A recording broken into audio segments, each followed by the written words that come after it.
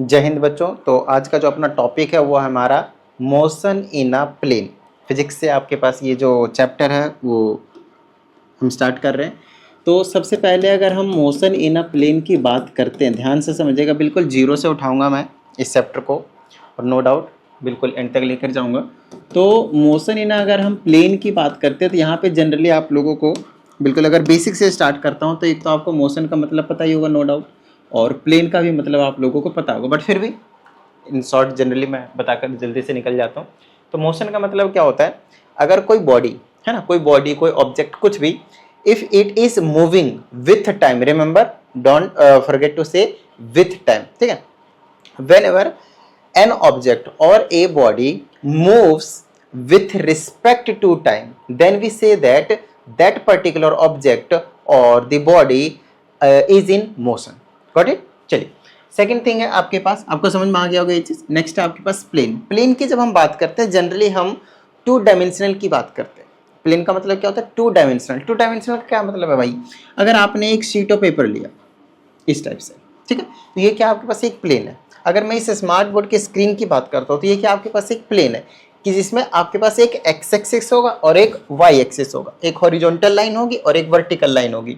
कोई स्पेस जैसा पूरा 3D वाला स्ट्रक्चर आपको देखने को नहीं मिलेगा जैसा फुटबॉल में आपको देखने को मिलता है, ठीक है। तो उसे हम क्या बोलते हैं? Generally plane.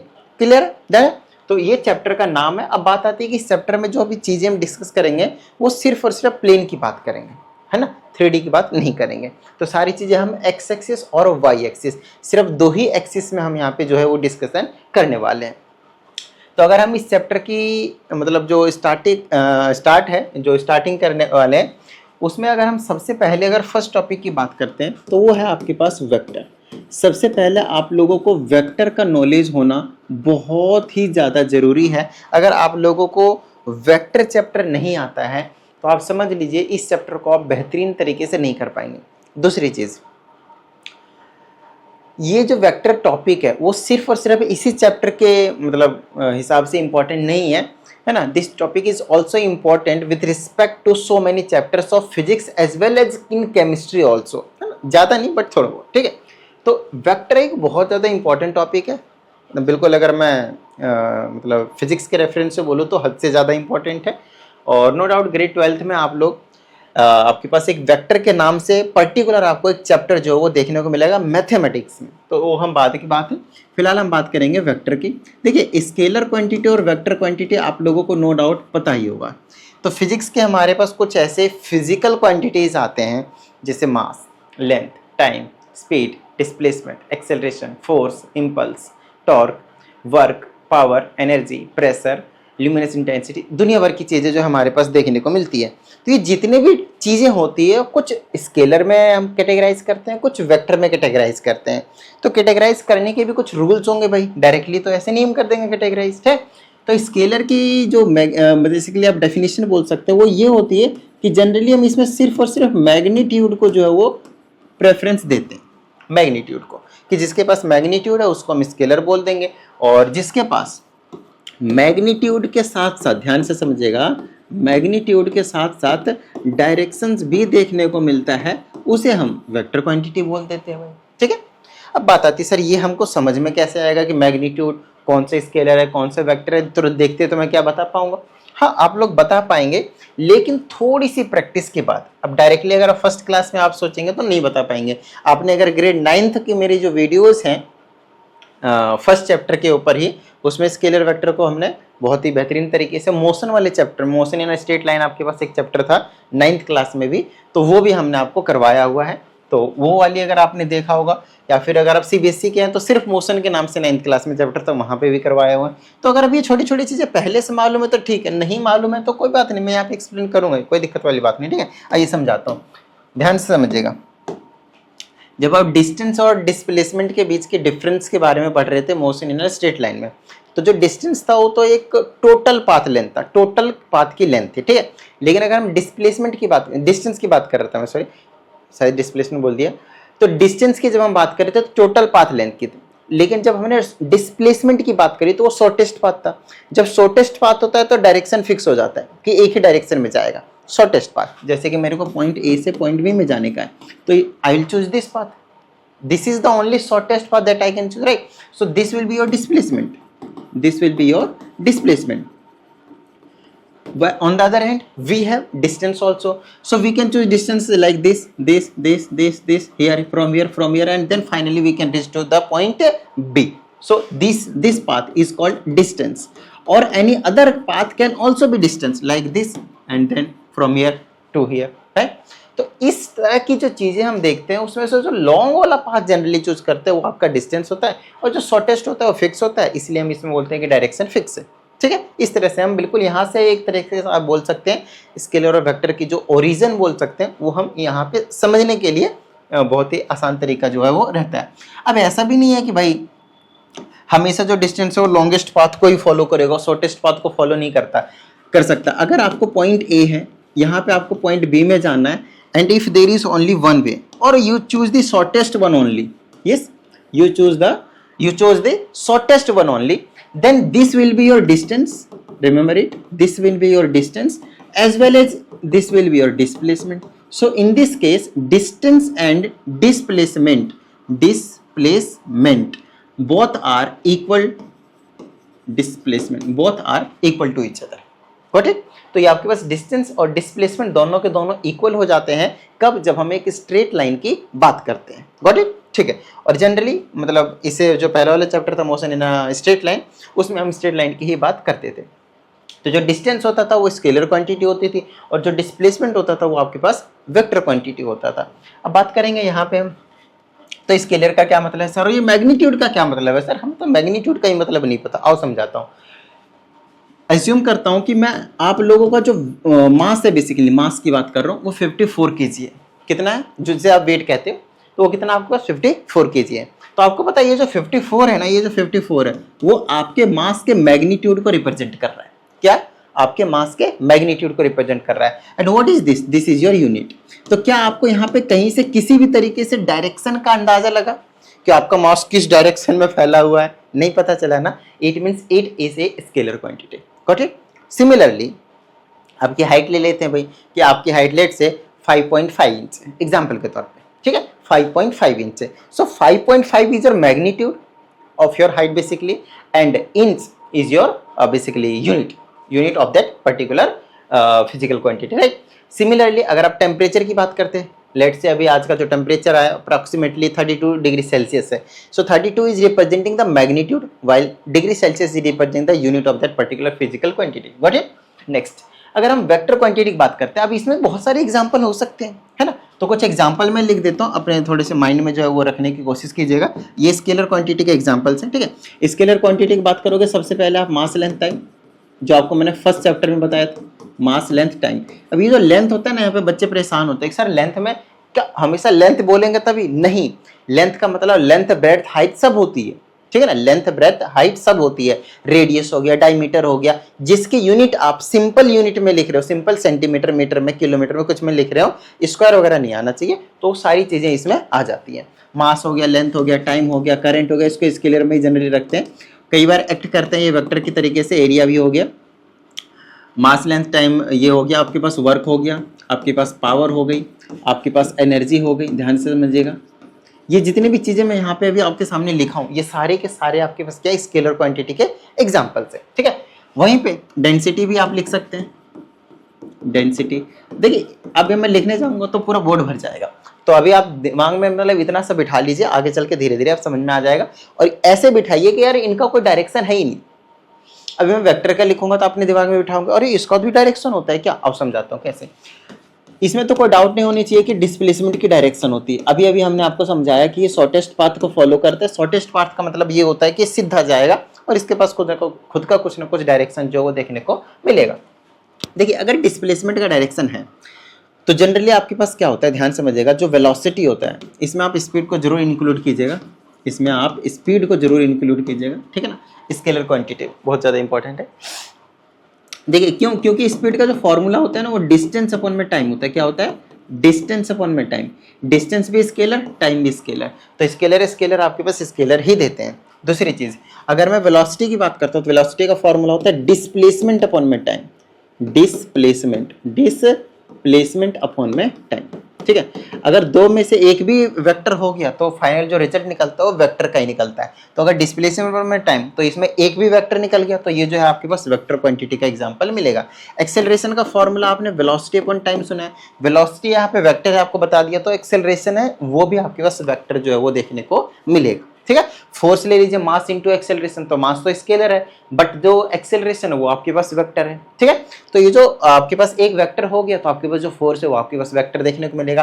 बोलेगा सर वर्क डन जो है, वर्क डन उसका फॉर्मूला हमने पढ़ा है फोर्स इनटू में डिस्प्लेसमेंट, बोलिए हाँ या नहीं।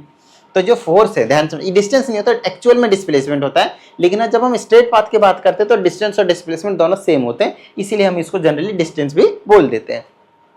तो फोर्स और डिस्प्लेसमेंट क्या ये दोनों इस वेक्टर क्वांटिटी नहीं है सर? बिल्कुल है सर। तो आपको बता दो जब दो वेक्टर क्वांटिटी मल्टीप्लाई डिवाइड करते हैं तो डायरेक्टली क्या मिल जाता है आपको? स्केलर क्वांटिटी मिलता है। तो ये कुछ इंपॉर्टेंट पॉइंट्स है जो मैं आपको बता चुका हूं, तो इसको दिमाग में बिठा लीजिएगा अच्छे से, बेहतरीन तरीके से। आई होप आपको थोड़ा सा डिस्टेंस और डिस्प्लेसमेंट के साथ साथ स्केलर और वेक्टर क्वांटिटी का जो आइडिया है वो मिल गया होगा। अब हम आगे के टॉपिक पे आते हैं और यहाँ पे जो हम पढ़ने वाले हैं वो आपके पास नो डाउट वेक्टर को डिटेल में डिस्कस करने वाले थे, तो थोड़ा सा मैं भटका नहीं हूँ, हालांकि आप लोगों को थोड़ा सा कॉन्सेप्ट जो वो क्लियर कर रहा था मैं। आओ यार, तो अब हम स्टार्ट कर लेते हैं अपना वेक्टर टॉपिक। तो देखो भाई, अगर हम वेक्टर की बात करते हैं तो आपको पता है एक ऐसे फिजिकल क्वांटिटी को हम रिप्रेजेंट करने के लिए यूज करते हैं जिसके पास मैग्नीट्यूड के साथ साथ डायरेक्शन भी होता है। जैसे कि आपने बोला कि वेलोसिटी, तो वेलोसिटी के लिए v, ध्यान से मान लेते हैं ये डिस्प्लेसमेंट है, x ये रिप्रेजेंटिंग डिस्प्लेसमेंट, ठीक है, डिस्प्लेसमेंट। तो इसके ऊपर ना आपको एरो लगाना पड़ेगा। एरो का मतलब होता है डायरेक्शन को दिखा रहा है, ठीक है, डायरेक्शन को दिखा रहा है। वेलोसिटी है तो इसके ऊपर आपको एरो लगाना पड़ेगा, ठीक है। एक्सेलरेशन तो आपको एरो लगाना पड़ेगा, फोर्स तो आपको एरो लगाना पड़ेगा, impulse, this is impulse not electric current, ठीक है, एक्सेट्रा एक्सेट्रा। ये आपके पास क्या हो गया, कुछ ऐसे वेक्टर क्वांटिटीज है जो मैंने यहाँ पे लिखे हैं, टॉर्क वगैरह हो गया, बहुत सारे हैं, ठीक है। तो ये कुछ एग्जांपल्स हो गए आपके पास वेक्टर क्वांटिटीज के, और आपको बता दिया कि इनकी जो रिप्रेजेंटेशन है वो हम किस तरीके से करते हैं। तो अब आप मुझे बताइए ये जो डायरेक्शन होगा क्या वो सिर्फ एक्स डायरेक्शन में होगा, या फिर क्या वो वाई डायरेक्शन में भी होगा, या फिर क्या वो एक्स डायरेक्शन के साथ साथ वाई डायरेक्शन के साथ साथ जेड डायरेक्शन में भी अपने डायरेक्शन को डायरेक्ट करेगा। तो अभी समझा देते हैं भाई, ये तीनों ही एक्सिस में अपने जो प्रभुत्व है जब वो बेसिकली स्टैब्लिश जो है वो करेगा, मतलब एक्स एक्सिस में भी होगा, वाई एक्सिस में भी होगा, और साथ में हम इसको जेड एक्सिस में भी डालेंगे, जेड एक्सिस में भी डालेंगे। आई बात समझ में? आई बात समझ में? अब ये जो जेड एक्सिस बनाया है ना मैंने, जेड एक्सिस जो मैंने बनाया है इसको समझना है कि बिल्कुल इस तरीके से अंदर को और जा रहा है, इसलिए मैंने इसको डॉटेड लाइन में बनाया हुआ है। तो इसको मैं एक्स पॉजिटिव, एक्स नेगेटिव बोल देता हूँ, इसको मैं वाई पॉजिटिव, इसको मैं वाई नेगेटिव बोल देता हूँ, ठीक है ना, और इसको मैं जेड नेगेटिव और इसको मैं जेड पॉजिटिव बोल देता हूँ। तो ध्यान रखिएगा इसको थोड़ा ध्यान से, ठीक है ना। ये हमने x Y Z plane 3D वाला जो है 3 डायमेंशन वाला वो हमने आपके सामने यहाँ पे रिप्रेजेंटेशन करके दिखाया है। अब इसमें एक इंपॉर्टेंट चीज बता रहा हूँ, ध्यान समझिएगा। अब हमारा जो वेक्टर का टॉपिक है वो स्टार्ट हो रहा है। अभी तक मैं जस्ट कुछ बेसिक चीजों का इंट्रोडक्शन जो है वो दे रहा था आप लोगों को, ठीक है, ध्यान समझिएगा। जब हम एक्स एक्सिस की बात करते हैं तो उसको रिप्रेजेंट करने के लिए ए टू जेड में से कुछ अल्फा वैल्यूज को बेसिकली, अल्फाबेट्स को बेसिकली यूज किया गया है, जिसे हम बोलते हैं आई। क्या बोलते हैं हम? आई। और आई के ऊपर आपको क्या लगाना है? कैप। इस टाइप का ऐसे करके कैप लगा देना बस, और कुछ नहीं, ठीक है, ऐसे करके आपको कैप लगा देना है। और ये वाला जो वाई एक्सिस होता है उसे हम लिखते हैं जे, और उसमें भी लगा देना है कैप, ध्यान समझिएगा। और ये जो आपके पास के वाला होता है आपके पास, उसमें लगा देते हैं के, मतलब जेड एक्सिस वाला उसमें लगाते थे के, आई जे के, जो कॉन्टिन्यूस में अल्फाबेट में आता है आई जे के, 9 नंबर में, 10 नंबर में और 11 नंबर में, ठीक है, 9 10 11, ये 9 नंबर में आता है, ये 10 नंबर में और ये 11 नंबर। नो डाउट आप लोगों को पता ही चीज, ठीक है। तो आई से हम एक्स एक्सिस के लिए रिप्रेजेंटेशन दे रहे, वाई से हम जे से हम वाई एक्सिस को रिप्रेजेंटेशन दे रहे हैं, और के से, ध्यान रखिएगा तीनों में कैप लगाया हुआ है हमने, ध्यान समझिएगा। हालांकि ऐसा नहीं कि टीचर उतना ऑब्जर्व करके आपको गलत करेगा, बट फिर भी ये रिप्रेजेंटेशन है तो ये थोड़ा सा दिमाग में सही से आपको बार बार लिखना पड़ेगा ताकि गलत हम ना लिखें कभी भी, ठीक है। तो जेड एक्सिस के लिए हम क्या यूज करेंगे? के। क्लियर है यहाँ तक? डन है, ठीक है, आगे चलिए। अब बात आती सर ये X axis, Y axis, Z axis का फंडा क्या है? हमारे तो समझ में नहीं आया, कोई बात नहीं, आइए हम समझाते हैं।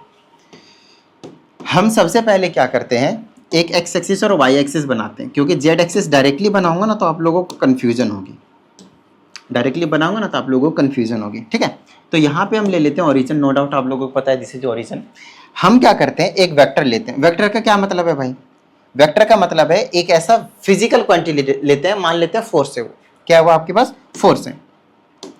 और अगर वो फोर्स है तो भाई मान लेते हैं कि यहां से इस तरह से जा रहा है, इस तरह से जा रहा है, ठीक है ना। तो ये हमारा क्या फोर्स है भाई, क्या ये हमारा फोर्स है। और फोर्स है तो इसमें एफ लगाकर ऐसे करके एरो लगा देंगे, एफ लगाकर क्या लगा देंगे हम, इसमें एरो लगा देंगे, ठीक है।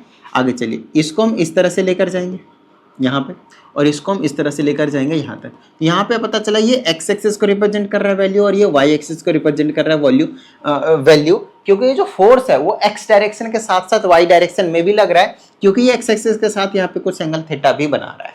अगर ये थीटा 0 हो जाए, ध्यान समझिएगा, अगर ये थीटा आपके पास 0 डिग्री हो जाए तो ये इसके ऊपर आ जाएगा, बोलिए हाँ या नहीं, ये इसके ऊपर आ जाएगा। और इसके ऊपर आने का मतलब वो सिर्फ और सिर्फ अब एक्स डायरेक्शन में एक्ट कर रहा है, वो सिर्फ और सिर्फ एक्स डायरेक्शन में एक्ट कर रहा है। वहीं पे अगर ये थीटा 90 डिग्री हो जाए तो ये सिर्फ और सिर्फ वाई डायरेक्शन में एक्ट कर रहा है, बोलिए हाँ या नहीं, ठीक है। लेकिन हमें एक ही डायरेक्शन में तो नहीं दिखाना भाई, एक ही एक्सिस में तो नहीं दिखाना, वन डायमेंशन कम पढ़ ही नहीं रहे, अभी 2 डायमेंशन का पढ़ने वाला है। तो एक्स एक्सिस के साथ साथ क्या चाहिए हमें, वाई एक्सिस भी चाहिए, सॉरी ये वाला, ये एक्स एक्सिस हो गया तो ये हमारा वाई एक्सिस हो गया, ठीक है।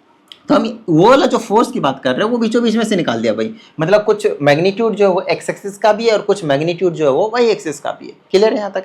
तो भाई मैग्नीट्यूड जो है एक्स एक्सिस में कितना जा रहा है, तो इसमें मैं बोल देता हूँ यहाँ से 1 था 2 था, यहाँ पे 3 बोल दिया, 1 2 मान लिया, यहाँ पे भी 3 बोल दिया, 2 बोल देते, चलो 2 बोल दो, यहाँ पे 1 बोल दिया, यहाँ पे 1 बोल दिया, यहाँ पे 1 बोल दिया, तो ये 2 हो गया आपके पास, ठीक है। तो एक्स एक्सिस की जो वैल्यू है, एक्स एक्सिस की जो वैल्यू है वो कितनी है आपके पास, 3 है, और y एक्सिस का जो वैल्यू है वो आपके पास कितनी है, 2 है। तो पता है हम इसको कैसे रिप्रेजेंटेशन देंगे, इसको देंगे x एक्सिस के लिए i और y एक्सिस के लिए j, बोलिए हाँ या नहीं। और इन दोनों को ऐड कर देंगे तो ये फाइनल, ये तो प्लस माइनस के ऊपर, एक्सिस के ऊपर डिपेंड करता है कि प्लस का लेना है माइनस का, भी मैंने दोनों को प्लस के लिए थे इसलिए दोनों प्लस के आ गए। इसमें होता तो दोनों माइनस के होते हैं, इसमें एक्स वाला प्लस का होता है, इसमें आपको पता है क्वाड्रेंट वाला साइन है ना। और इस वेक्टर को मान लेते हैं a का नाम दिया और इसके ऊपर आपने क्या लगाया, एरो का साइन। तो ये जो वेक्टर निकल कर आया है मेरे पास, ये वेक्टर रिप्रेजेंट कर रहा है किसी एक पर्टिकुलर फिजिकल क्वांटिटी जो कि फोर्स है यहाँ पे मानकर चल रहा हूं, उसी के वेक्टर को, उसी के वेक्टर को। क्लियर है यहाँ तक, डन है। तो अब हम क्या करेंगे, इस तरह से आपको कोई वेक्टर जो वो दिया जाएगा और अब हम इसी वेक्टर के बारे में पढ़ा करेंगे। और अब से आपको जो भी कोई वेक्टर दिया जाएगा उसका मतलब रहने वाला है बस सीधी सी बात कि इस तरह से एरो, अगर किसी के ऊपर इस तरह से एरो लगा है मतलब वो वेक्टर क्वांटिटी है, मतलब वो वेक्टर क्वांटिटी है। क्लियर है, डन है। चलिए अब यहाँ पे हमारे पास कई सारी जो चीज़ें हैं वो देखने को मिलते हैं, तो ध्यान से समझिएगा और बड़े ही प्यार से समझिएगा। ये लेक्चर थोड़ा सा हो सकता है कि मतलब लेंदी चला जाए, क्योंकि यहाँ पे मैं वो सारी चीज़ें कवर करूँगा जो इस चैप्टर में हो सकता है यूज हो और हो सकता है ना भी यूज हो। बहुत कम यूज होंगे हालांकि जितना मैं यहाँ पे आज पढ़ा दूंगा मैं आप लोगों को, लेकिन वीडियो पूरा देखिएगा, मैं रीजन बताता हूँ, क्योंकि आगे चल के कौन सा टॉपिक कौन से चैप्टर में कहाँ पे कैसे यूज हो जाएगा आप कुछ नहीं कह सकते। हालांकि मुझे ये वाली वीडियो, वेक्टर वाली वीडियो मैथमेटिकल टूल वाले में डालना चाहिए था, उस वाले प्लेलिस्ट में भी मैं ऐड ऑन कर दूंगा, क्योंकि बहुत ज़्यादा जरूरी है भाई ये, ठीक है ना। बट फिर भी वेक्टर में देखो इस वाले चैप्टर में डायरेक्टली यूज है इसका। तो अब सबसे पहले हम टाइप्स ऑफ वेक्टर से डिस्कशन करते हैं। वेक्टर के बारे में आइडिया दे दिया तो टाइप्स ऑफ वेक्टर हम डिस्कस कर लेते हैं, ठीक है। देखिए टाइप्स ऑफ वेक्टर की जब हम बात करते थे जनरली 2 टाइप के देखने को मिलते हैं जनरली। अब बोलोगे सर ये जनरली 2 टाइप के कैसे हो सकते हैं भाई, अब समझाता हूं। देखो एक होता है आपके पास पोलर वेक्टर और एक होता है आपके पास एक्सियल वेक्टर।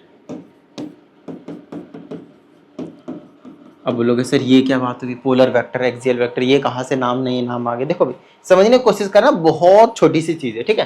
पोलर वेक्टर और ये जो एक्सियल वेक्टर है वो कोई बड़ी चीज़ नहीं है, ठीक है। अभी आपने देखा कि पीछे मैंने जब यहाँ पे एक्स एक्सिस और वाई एक्सिस बनाए तो ये वाला जो बनाया था मैंने फोर्स वाला वेक्टर, उसको मैंने यहाँ से स्टार्ट किया था, बोलिए हाँ या नहीं, है ना। तो इसके एक स्टार्टिंग पॉइंट है या नहीं, बस इतनी सी बात बताना आप मुझे। एक ऐसा वेक्टर जिसकी स्टार्टिंग पॉइंट आपको देखने को मिल रही है, कहाँ से निकल रही है, ओरिजिन से निकल रहा है, बोलो हाँ या नहीं। बिल्कुल सही बात सर। तो अगर किसी एक वेक्टर के, ध्यान समझिएगा, अगर किसी एक वेक्टर के स्टार्टिंग पॉइंट होते हैं, if there is a starting point of any vector then it is called polar vector. बोलिए किसी तरह की कोई problem, is there any problem, नहीं ना। चलो बात करते हैं एक्सियल वेक्टर। तो सर क्या ऐसा पॉसिबल है कि कोई ऐसा वेक्टर होगा, ध्यान समझिएगा, कोई ऐसा वेक्टर होगा और उसकी स्टार्टिंग पॉइंट ही नहीं होगी। क्या ये पॉसिबल है? हाँ, ये भी पॉसिबल है, इसीलिए यहाँ पे लिखा है एक्सियल वेक्टर। आई बात समझ में? Axial vector. अब बोलोगे सर ये एक्सियल वेक्टर होता क्या है? हमने तो कभी नहीं सुना, कोई बात नहीं, हम समझाते हैं, ध्यान समझिएगा। ये याद है, देख रहे हो इसको, ध्यान समझना इस चीज को, ठीक है। शायद क्लास 10th में, हाँ क्लास 10th में आपने पढ़ा है राइट हैंड थंब रूल। बोलो, झूठ मत बोलना, पढ़ा है ना, ठीक है। अब उसमें पढ़ा क्या वो थोड़ा सा याद करने की कोशिश करना। राइट हैंड थंब रूल नहीं याद आ रहा? चलो मैं याद दिलाता हूँ। उसमें आप लोगों ने पढ़ा है कि अगर एक कंडक्टर को, ध्यान समझिएगा, अगर एक कंडक्टर को, है ना, अगर हम अपने राइट हैंड में होल्ड करते हैं, राइट हैंड में होल्ड करते हैं, पकड़ते हैं, तो जो भी डायरेक्शन होगा करंट का, उसी डायरेक्शन में आपको रखना है अपने थंब को। बोलिए हाँ या नहीं। तो मैं मानकर चलता हूं कि नीचे से ऊपर जा रहा है मेरा, क्या क्या जा रहा है बताओ फटाफट, क्या जा रहा है? करंट, ठीक है। तो नीचे से ऊपर अगर करंट के डायरेक्शन है तो उसके बाद उसी डायरेक्शन में आपको अपने थंब के डायरेक्शन रखने। और फिर कहता है, अगर आप लोगों को उल्टा दिख रहा हो तो घबराइएगा नहीं, ये मेरा राइट हैंड है, ये वाला, ठीक है। तो राइट हैंड थंब के सॉरी करंट के डायरेक्शन में मैंने अपने थंब को रखा और बोलता है बाकी उंगलियों से क्या करो आप? कर्ल करो। किसको? इस वाले कंडक्टर को पकड़ के, ठीक है ना। घबराओ मत, ये नंगी तार नहीं है, कपड़े पहने हुए हैं, पीवीसी की कोटिंग की हुई है, इसके ऊपर नहीं लगेगी करंट। तो ये ऐसे जा रहा है इस तरीके से। तो जिस भी डायरेक्शन में आपके जो फिंगर्स कर्ल कर रहे हैं इस कंडक्टर को, that will be the direction of, ध्यान समझिएगा, that will be the direction of magnetic field lines. क्योंकि आप लोगों को पता है एक करंट कैरिंग कंडक्टर जो होते हैं उसके चारों ओर हमेशा मैग्नेटिक फील्ड बनता है। तो मैग्नेटिक फील्ड के डायरेक्शन को पता करने के लिए हम राइट हैंड थंब रूल को यूज करते थे। और सर यहाँ पे बताने का क्या लॉजिक था इसको? यहाँ से तो दूर दूर से कुछ लेना देना नहीं है, बिल्कुल सही बात। लेकिन आप लोगों ने जो पढ़ा था उसी से रिलेट करके ये चीज़ हम आपको समझाने की कोशिश कर रहे हैं। हमने आपको समझाया कि भाई एक्सियल वेक्टर क्या होता है, समझाना है, अभी समझा देंगे, 1 मिनट में समझ में आ जाएगा। तो एक्सियल वेक्टर का मतलब हमने आपको समझाया जिसका स्टार्टिंग पॉइंट है ही नहीं भाई, लो स्टार्टिंग पॉइंट ही नहीं है। तो क्या आप मुझे बता सकते हैं कि ये जो आपके पास, ध्यान समझिएगा, ये जो आपके पास कंडक्टर था, ध्यान समझिएगा, कंडक्टर था, इसमें जो आपके पास डायरेक्शन का पता चल रहा है, ध्यान समझिएगा, जो डायरेक्शन का पता चल रहा है, क्या वो वाला जो वेक्टर है, वो वाला जो वेक्टर है, क्या आपको उसका स्टार्टिंग पॉइंट पता था? बताओ मुझे, पता था क्या? यहाँ पे तो कोई, वो तो इमेजिनरी है, आपको तो यहाँ तो कुछ वैसे भी नहीं पता चल रहा है कहाँ से स्टार्ट हो रही है, कहाँ पे एंड हो रही है। इन्फिनिटी, माइनस इन्फिनिटी से स्टार्ट हुआ, प्लस इन्फिनिटी पहुँच गया, ऐसा जस्ट बताने के लिए। मतलब कहाँ से स्टार्ट हो रहा है, कहाँ पे एंड हो रहा है, आपको कुछ भी जो है पता नहीं चल रहा है, राइट। तो एक्सियल वेक्टर कुछ इसी तरह से आपको जो है वो देखने को मिलता है। जैसे कि ये हो गया आपके पास, है ना, ये मैग्नेटिक फील्ड के डायरेक्शन को निकाला था, और ये आपके पास हो गया कंडक्टर। तो हम ये वाले वेक्टर को, इस वाले वेक्टर को जो डायरेक्शन बता रहा है आपके पास, या फिर इस वाले वेक्टर को कह लो जो वेक्टर का डायरेक्शन बता रहा है, वो आपके पास स्टार्टिंग पॉइंट है ही नहीं फिक्स। अरे वासन, स्टार्टिंग पॉइंट ही नहीं है। तो इस टाइप के जो वेक्टर होते हैं उसको हम एक्सियल वेक्टर के नाम से हम जानते हैं, जो एक्सिस में लाइक करते हैं। क्लियर है यहाँ तक? ठीक है, डन है। चलो अब हमारे पास कुछ और भी वेक्टर्स हैं, ध्यान से समझिएगा, जो अलग अलग क्लासिफिकेशन के बेसिस पे हैं। जैसे ये तो दो तो आपके पास मेन क्लासिफिकेशन हो गया, ठीक है ना। और भी मैं देख लेता हूँ कि कौन कौन से जो है आपके पास यहाँ पे दिए गए हैं। कुछ नॉर्मल से हैं जो आपको समझना है। जैसे कि पहला है आपके पास, सबसे पहले मैं जीरो वेक्टर समझाने की कोशिश करता हूँ। जीरो वेक्टर, अब बोलोगे सर ये जीरो वेक्टर क्या है? 2 मिनट के अंदर समझ में आ जाएगा, 2 मिनट भी नहीं लगेंगे, कुछ सेकंड ही लगेंगे। देखो जीरो वेक्टर का मतलब है एक ऐसा वेक्टर जिसका डायरेक्शन तो है, ध्यान समझिएगा, जिसका डायरेक्शन, क्योंकि वेक्टर है तो डायरेक्शन तो कंफर्म है, बट जो मैग्नीट्यूड है वो zero, as name is suggesting, ठीक है। इफ मैग्नीट्यूड इज जीरो, ध्यान समझिएगा, एक ऐसा वेक्टर जिसकी मैग्नीट्यूड ही जीरो हो, ठीक है ना, तो वो जो वेक्टर होगा वो जीरो वेक्टर होगा। मान लेते हैं एक वेक्टर को हमने स्मॉल ए से रिप्रेजेंट किया कुछ इस तरह से, और एरो तो लगाना कंपलसरी है। तो आप लिख दोगे जीरो आई डायरेक्शन में है, जीरो जे डायरेक्शन में है, और जीरो ही आपके पास के डायरेक्शन में है। तो ये जो हो जाएगा वो आपके पास एक जीरो वेक्टर को रिप्रेजेंट करेगा, क्योंकि इसमें आपको पास साफ साफ दिख रहा है कोई न्यूमेरिक वैल्यू ही नहीं है, तो मैग्नीट्यूड होने का तो कोई लॉजिक ही नहीं होता। जो सेंटर पे था, ओरिजिन से मान रहे थे, मान लेते हैं, तो वो ओरिजिन पे ही रह जाएगा, कहीं पे भी निकल ही नहीं पाएगा किसी भी डायरेक्शन में। Got it? ठीक है। बाय द वे यहाँ पे जो मैंने आप लोगों को समझाया था, ये जो एक्स एक्सिस और वाई एक्सिस का फंडा, तो ये एक्स एक्सिस और वाई एक्सिस का समझाया।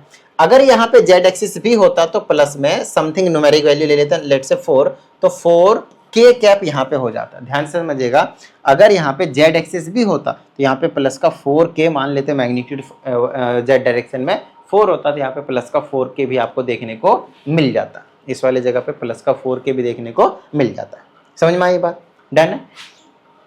इसको ऐसे लिख देता हूँ फॉर, अरे भाई जे, ठीक है ना, प्लस का 4, ये कहानी आपके पास अगर जेड एक्सिस भी होता तो तीनों एक्सिस में आपको बार बार मतलब वेक्टर जब भी लिखूंगा तो तीनों ही एक्सिस में मैं लिखा करूंगा, इसलिए मैंने आपको यहाँ पे समझा दिया।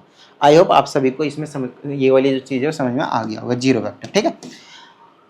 दूसरा, अब आपसे यहाँ जो दिया जाता है, पूछा जाता है, वो है आपके पास मॉड्यूलस ऑफ अ वेक्टर। बहुत ज़्यादा इंपॉर्टेंट है मॉड्यूलस ऑफ अ वेक्टर। हालांकि मुझे मॉड्यूलस ऑफ अ वेक्टर पहले कराना चाहिए था, बट ठीक है, ये जीरो वेक्टर वाला था तो आपको साफ साफ न्यूमेरिक वैल्यू से ही पता चल रहा था, तो थोड़ा समझ में आ गया।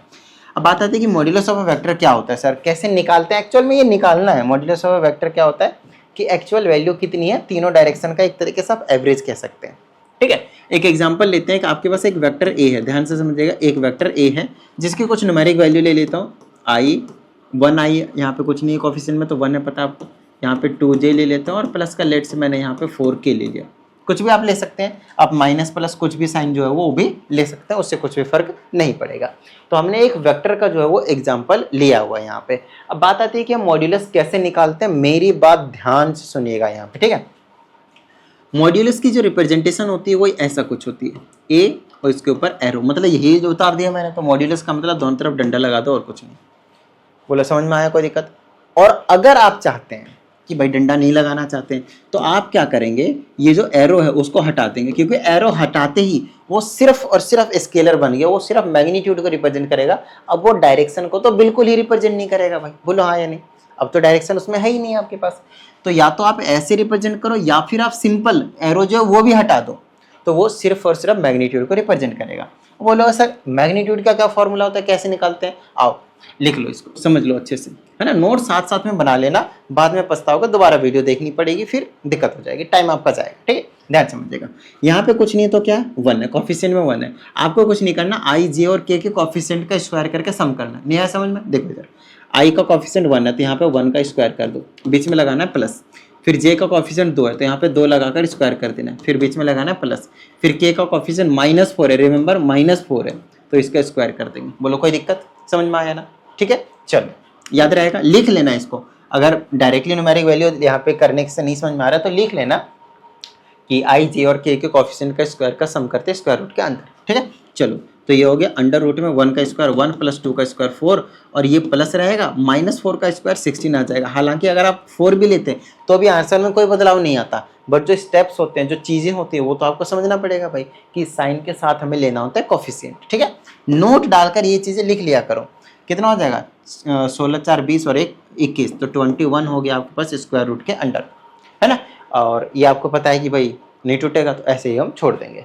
तो ये जो चीज़ निकल कर आई वो मॉड्यूलस निकल कर आ गया, किसका? किसी भी एक पर्टिकुलर वेक्टर का। आई होप आपको मॉड्यूलस निकालना आ गया होगा, आई होप सो। ठीक है, चलिए let's move to next topic.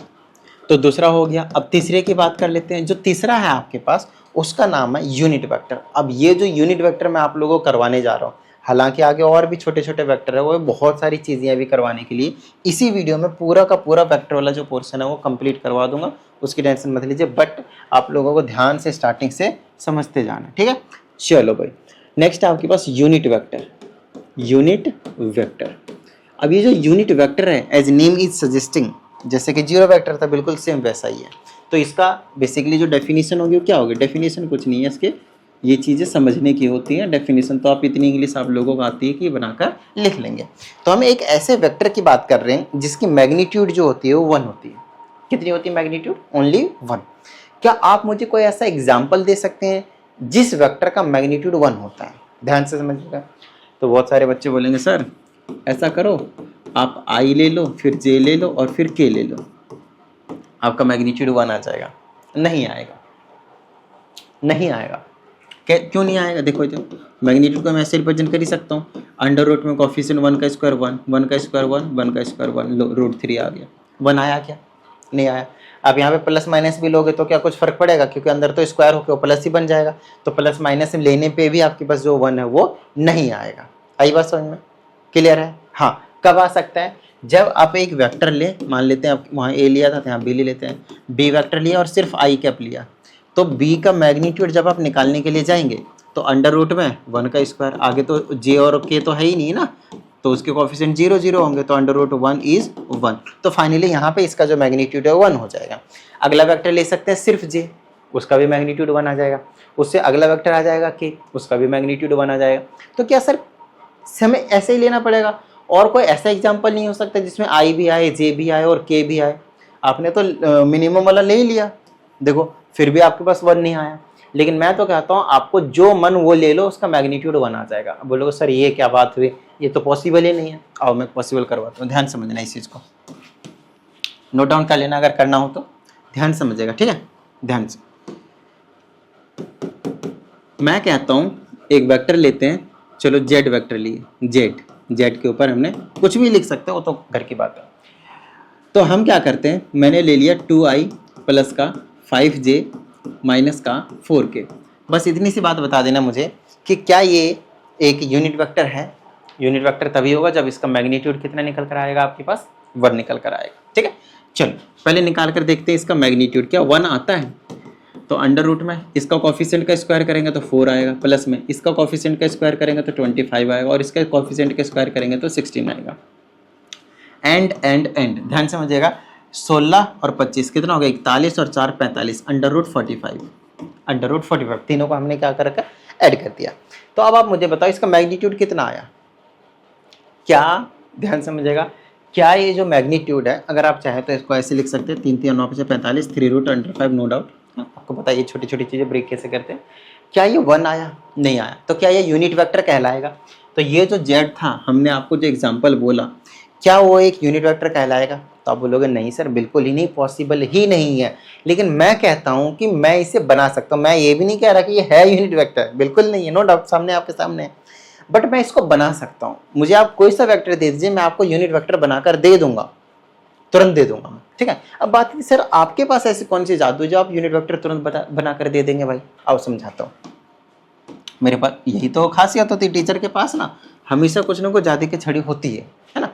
तो जादू की छड़ी से क्या करते हैं, वो मैजिक दिखाते रहते हैं। ध्यान समझना, अगर आपने गलती से, ध्यान समझिएगा, अगर आपने गलती से ये जो वेक्टर है उसको डिवाइड कर दिया इन्हीं मैग्नीट्यूड से, जो आपने मैग्नीट्यूड निकाला इसी वेक्टर का, जैसे कि सबके नीचे चला जाएगा, अगर आप रूट 45 से डिवाइड करेंगे तो 2 के अंडर 2 अपॉन अंडर रूट 45 आई कैप, प्लस में 5 अंडर रूट 45 जे कैप, माइनस का 4 डिवाइडेड बाय अंडर रूट 45 के कैप। तो ये इस वेक्टर को हमने जेड के ऊपर सिर्फ कैप लगाऊंगा, जेड के ऊपर कैप। ध्यान समझिएगा, जब हम कभी भी किसी भी वेक्टर के ऊपर एरो हटाकर उसमें कैप पहना देते हैं तो वो बन जाता है भाई यूनिट वेक्टर। क्या बन जाता है? Unit vector. अब बात आती है सर क्या ये यूनिट वेक्टर है सच में? क्या इसका मैग्नीट्यूड 1 आएगा? तो भाई निकाल कर देख लो ना, किसने मना किया बताओ मुझे, किसी ने मना किया तुम्हें? चलो तो ये रहा मेरा यूनिट वेक्टर, और इसका हम मैग्नीट्यूड निकाल देते हैं। ये रहा यूनिट वेक्टर, इसका लगा देते हैं मैग्नीट्यूड। तो मैग्नीट्यूड जब हम निकालने जाएंगे तो कितना आएगा, इसका स्क्वायर करेंगे भाई अंडर रूट में, है ना, आई के कोफिशिएंट का, तो हो जाएगा 4 डिवाइडेड बाय में स्क्वायर इसका करेंगे तो स्क्वायर और रूट तो कैंसिल हो जाता है, सुना है ना भाई? 45 सुना, क्या किया होगा ना? अरे बात समझ में, प्लस ये हो जाएगा 5 डिवाइडेड बाय में क्या हो जाएगा, 25 होगा, सॉरी, अरे 5 का स्क्वायर 25 होता है और क्या, अरे भाई कट जा, डिलीट हो जा भाई,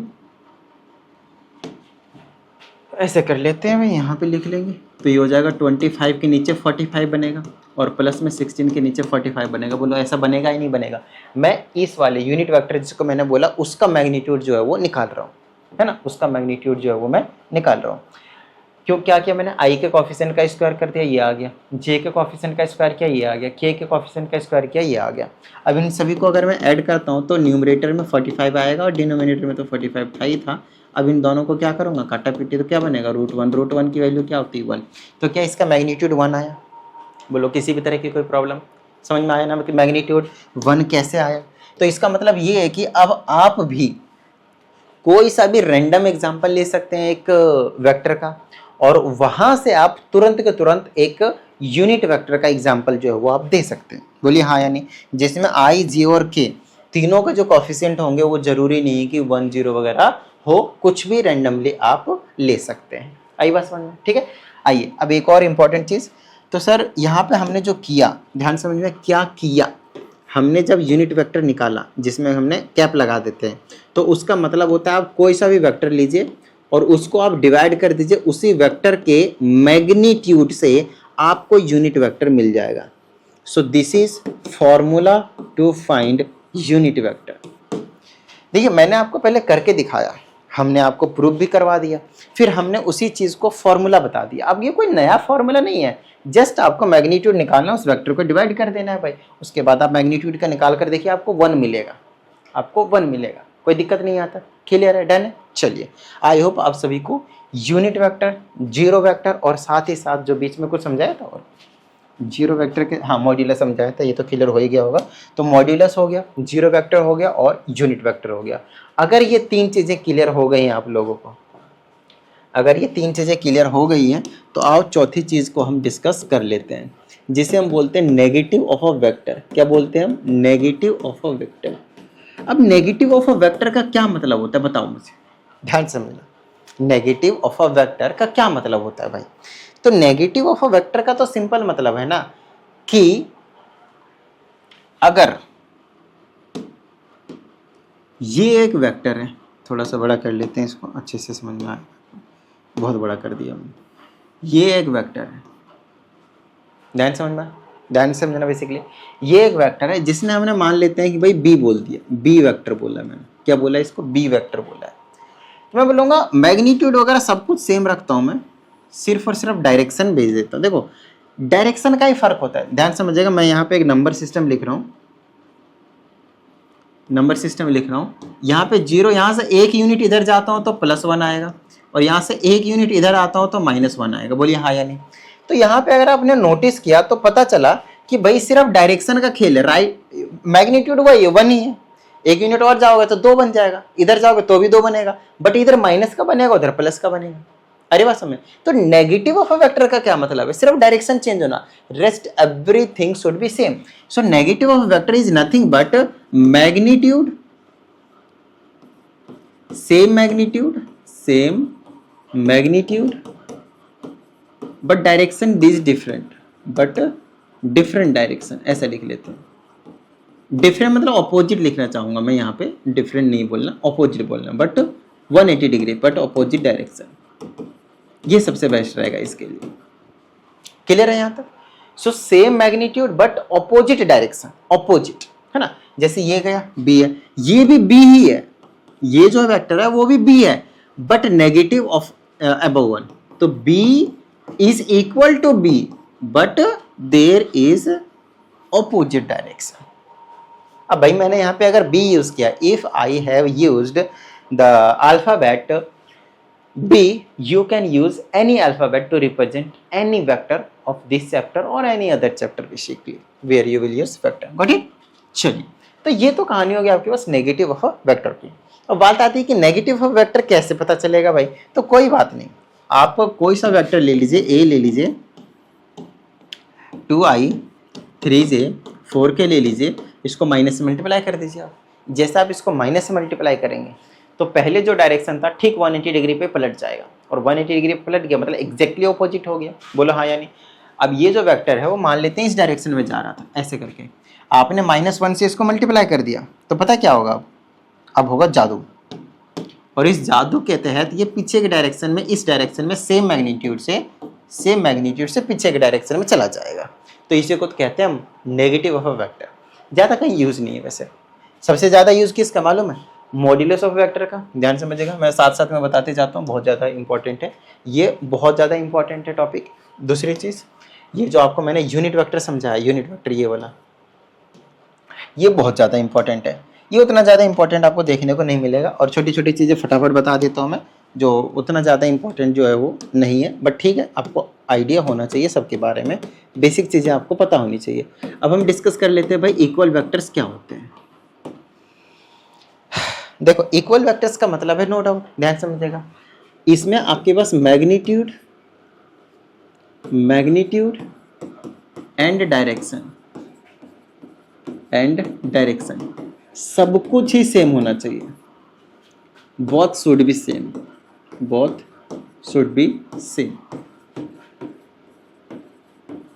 magnitude and direction both should be same, ठीक है, magnitude and direction both should be same. आपको पता है मैं एरो से भाई बेसिकली एक वेक्टर को रिप्रेजेंट करते ही है, तो अगर मैंने एरो ऐसे बनाया तो एक और एरो मुझे भाई आगे पीछे बना सकते हैं आप इधर से, ठीक है ना, और मैं तो ऐसे ना बनाकर इसको मैं कुछ इस तरह से बनाना चाहूँगा,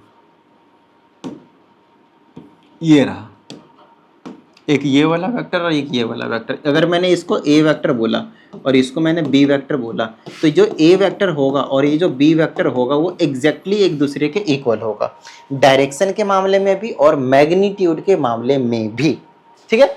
चलो अब समझाता हूँ एग्जाम्पल से। अगर मैंने एक ए वेक्टर लिया 3i + 2j + 5k और दूसरा वेक्टर मैंने लिया बी वेक्टर जिसमें मैंने लिखा 2i + 3j + 5k। अब आप मुझे बताना कि a का जो मैग्नीट्यूड है वो क्या आएगा।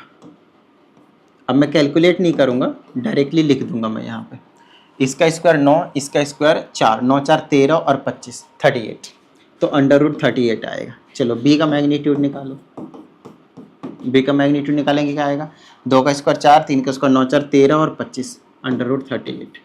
तो यहाँ से हमने कंक्लूजन निकाला कि भाई जो मैग्नीट्यूड है इन दोनों वेक्टर का जो मैग्नीट्यूड है यहाँ से लेकर यहाँ तक का जो लेंथ है ये वाला, और यहाँ से ये वाला लेंथ और ये वाला लेंथ दोनों का सेम है।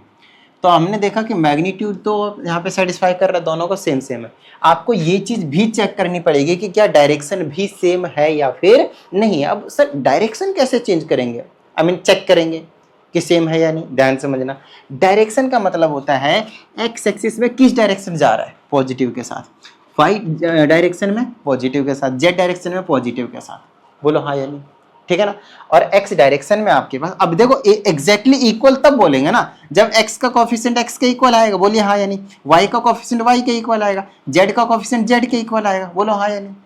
देखो मैग्नीट्यूड ठीक है, ये वाली कोई दिक्कत वाली बात नहीं है, बट इनके जो कोफिशिएंट्स है ना वो भी सेम होना चाहिए, एग्जैक्टली इक्वल, तभी जो है वो आपके पास इक्वल वेक्टर कहलाता है। सिर्फ फाइनल वाला डायरेक्टली जो रिजल्टेंट वाला आपके पास मैग्नीट्यूड है वो निकाल देने से काम नहीं बनेगा। आई जे और के के जो मैग्नीट्यूड होते हैं अलग अलग, जो कोफिशिएंट होता है वो भी एग्जैक्टली इक्वल होना चाहिए। मतलब मैं यहाँ से बोल सकता हूँ कि ये जो वेक्टर है और ये जो वेक्टर है ए और बी वो इक्वल नहीं है, ठीक है ना। अगर आप इस वाले मैग्नीट्यूड देखेंगे फिर तो भाई ये सही हो जाएगा, ये वाला मैग्नीट्यूड देखोगे फिर तो सही हो जाएगा, डायरेक्शन भी सारे पॉजिटिव डायरेक्शन में है। बट कोफिशिएंट्स के मामले में भी हमें पूरा का पूरा ध्यान रखना होता है। जैसे कि ए वेक्टर अगर ये था तो बी, पता है बी वेक्टर क्या होना चाहिए था, बी वेक्टर भी एग्जैक्टली यही होना चाहिए था, 3i + 2j और प्लस का 5k। अगर यही होता तब जाकर बात बनती, नहीं तो नहीं भाई, नहीं तो नहीं। क्लियर हुई बात, इक्वल वेक्टर समझ में आया, ठीक है। चलो आगे की बात करते हैं हम, कोलिनियर वेक्टर। देख लीजिएगा कौन से नंबर का है, नंबर का तो खैर मैटर नहीं करेगा, आपको पास नॉलेज होनी चाहिए। कोलिनियर वेक्टर, अब बात आती है सर कोलिनियर वेक्टर क्या होता है, ये छोटी छोटी चीज़ें नई चीज़ें आ जाती हैं, ध्यान समझना। कोलिनियर वेक्टर का मतलब होता है पैरेलल वेक्टर, और कुछ नहीं, पैरेलल वेक्टर। अब ये जो पैरेलल वेक्टर होते हैं मैग्नीट्यूड अलग हो सकते हैं, मैग्नीट्यूड कैन बी डिफरेंट, ये एक इंपॉर्टेंट पॉइंट होते हैं जो मैं आप लोगों के साथ साथ बता ही देता हूँ। दूसरी चीज़, direction can be different, direction can also be different, ये चीज़ आपको समझनी है। मैग्नीट्यूड तो डिफरेंट होगा ही होगा, कोई डाउट वाली बात नहीं है, but the direction can also be different, same भी हो सकता है, कोई दिक्कत वाली बात नहीं इनको, है ना। पैरेलल से मतलब है और कुछ नहीं। अब बात आती है सर पैरेलल कैसे होगा, जैसे एक ये वेक्टर जा रहा है ना, ये आपके पास एक ये वेक्टर जा रहा है, ये वेक्टर जा रहा है, एक ये वेक्टर चला गया, ये भी कोलिनियर है। सिर्फ हमें पैरेलल से मतलब है, एक ये वेक्टर जा रहा है और एक ये वेक्टर जा रहा है, ये भी पैरेलल है भाई, पैरेलल मानना है, मैं मान के चल रहा हूँ कि पैरेलल है। मैग्नीट्यूड देखा रहा अलग अलग, कोई दिक्कत नहीं है। एक ये वेक्टर जा रहा है, एक ये वेक्टर जा रहा है, कोई दिक्कत नहीं भाई, ये सारे के सारे क्या है आपके पास को लीनियर वेक्टर कहलाते हैं। और कौन सा टाइप बच गया एक बार देख लेते हो हमें, यूनिट वेक्टर करवा दिया, इक्वल वेक्टर करवा, नेगेटिव, को इनिशियल बच गया है और को प्लेनर बच गया। आइए समझाते हैं।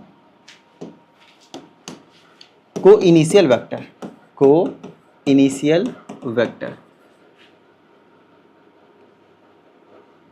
को इनिशियल वेक्टर्स। देखो को का मतलब समझते हो, को का मतलब होता है साथ में।